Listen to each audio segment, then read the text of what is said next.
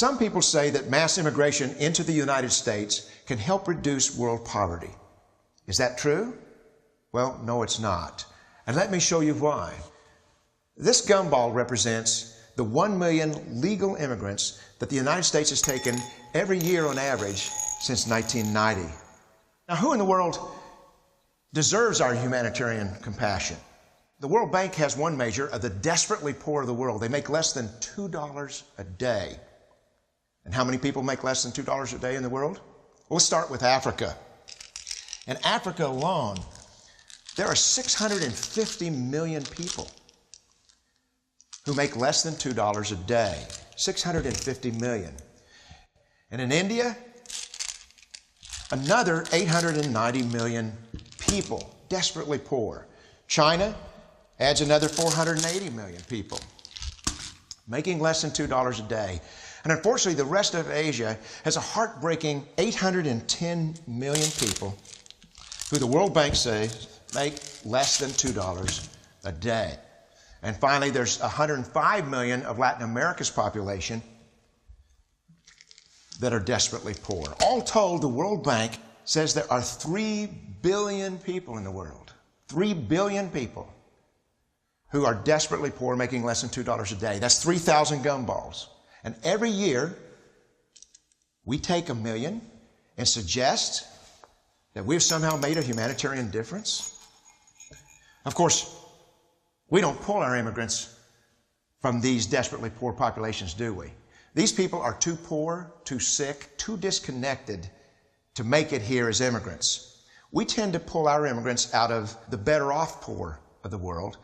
And Mexico tends to define the type of immigrant that we bring here because the plurality of people come from Mexico. And Mexico is poor. How many people in the world live in countries that have average incomes lower than that of Mexico? And the World Bank tells us that that number is these 3 billion plus another 2.6 billion people. 5.6 billion people in the world who live in countries with average incomes below that of Mexico. That's 5,600 gumballs. And so what is it that the elites are telling us? They're telling us that when we take this 1 million immigrants, that we somehow or another are tackling world poverty. And we have to do it regardless of the effect on our unemployed, the working poor, the most vulnerable members of our society, regardless of the effect on our natural resources. Even if we went by the most radical proposals in Washington, which are to actually double our immigration to 2 million a year,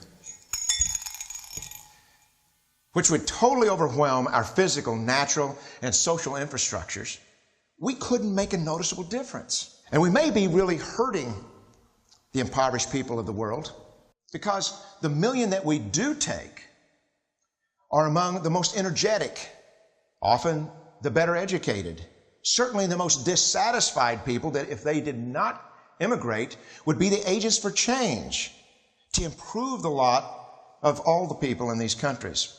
The true heroes in the global humanitarian field are the people in these countries who have the wherewithal to immigrate to another country, but instead stay in their countries, to apply their skills to help their fellow countrymen. Unfortunately, our immigration system tends to entice these very type of people to abandon their countrymen.